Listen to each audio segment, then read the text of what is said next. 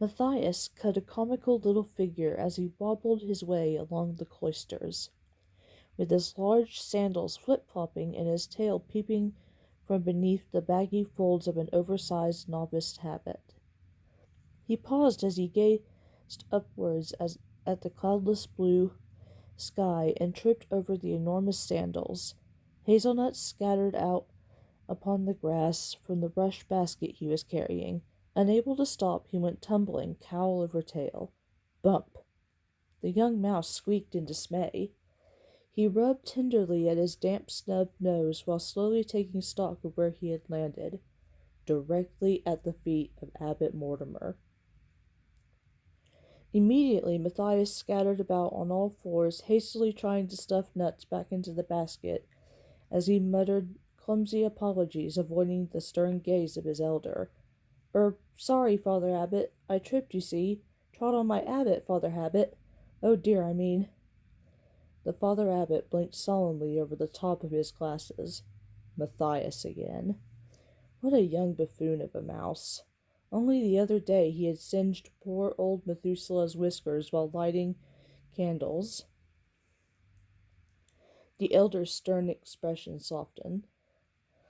He watched the little novice rolling about on the grass, grappling with large armfuls of the smooth hazelnuts, which constantly seemed to escape his grasp.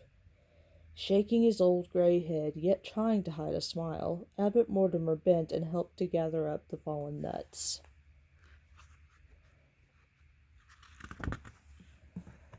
"Oh, Matthias, Matthias, my son," he said wearily, "when will you learn to take life a little slower, to walk with dignity and humility? How can you ever hope to be accepted as a mouse of Redwall when you're always dashing about, grinning from whisker to tail like a mad rabbit?" Matthias tossed the last of the hazelnuts into the basket and stood awkwardly shuffling his large sandals in the grass. How could he say aloud what was in his heart? The abbot put his paw around the young mouse's shoulder, sensing his secret yearnings, for he had ruled Redwall wisely over a great number of years and gained much experience of mouse life. He smiled down at his young charge and spoke kindly to him. "Come with me, Matthias. It is time we walked together."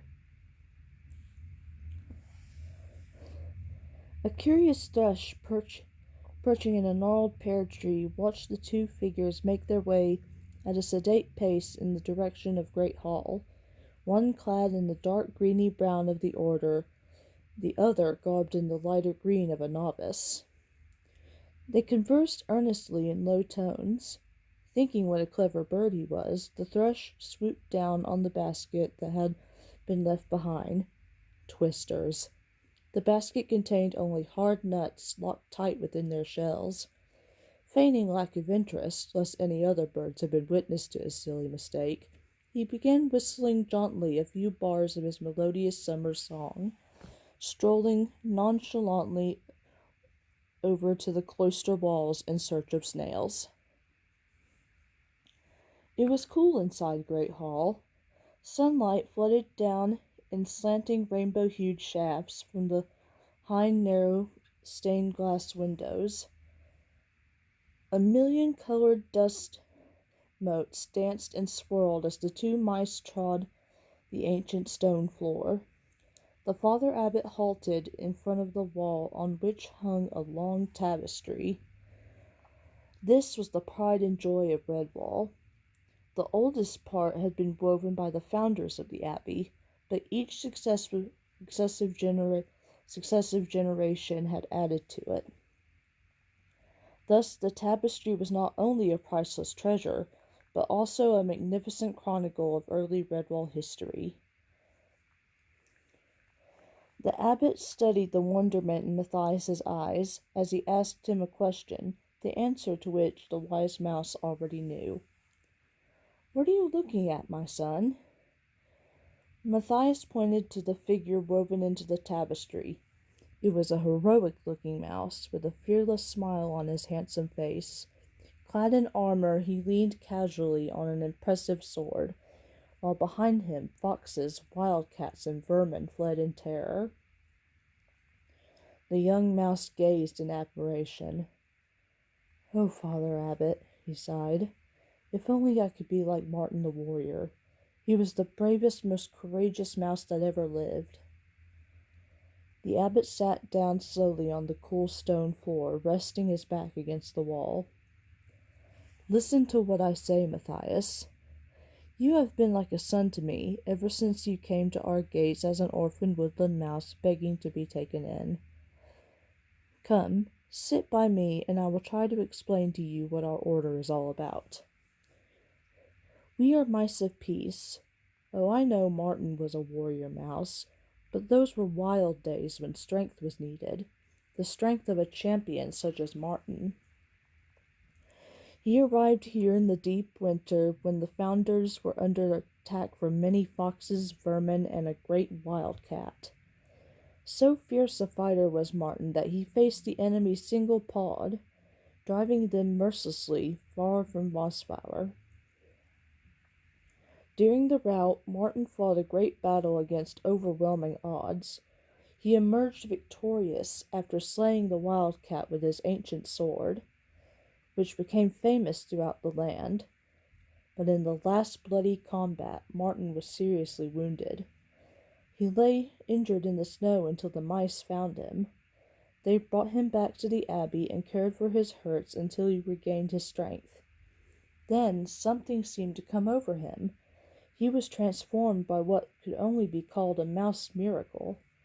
Martin forsook the way of the warrior and hung up his sword. That was when our order found its true vocation. All the mice took a solemn vow never to harm another living creature unless it was an enemy that sought to harm our order by violence. They vowed to heal the sick, care for the injured, and give aid to the wretched and impoverished. So was it written, and so has it been through all the ages of mousekind since. Today we are deeply honored and highly respected. Anywhere we go, even far beyond Mossflower, we are treated with courtesy by all creatures. Even predators will not harm a mouse who wears the habit of our order. They know he or she is one who will heal and give aid. It is an unwritten law that Redwall mice can go anywhere through any territory and pass unharmed. At all times we must live up to this. It is our way, our very life. As the abbot spoke, his voice increased in volume and solemnity. Matthias sat under his stern gaze, completely humbled. Abbot Mortimer stood and put a wrinkled old paw lightly on the small head, right between the velvety ears, now drooping with shame. Once more the abbot's heart softened towards the little mouse. Poor Matthias, alas for your ambitions. The day of the warrior is gone, my son. We live in peaceful times, thank heaven, and you need only think of obeying me, your abbot, and doing as you are bidden. In time to come, when I am long gone to my rest, you will think back to this day and bless my memory, for then you will be a true member of Redwall. Come now, my friend, cheer up.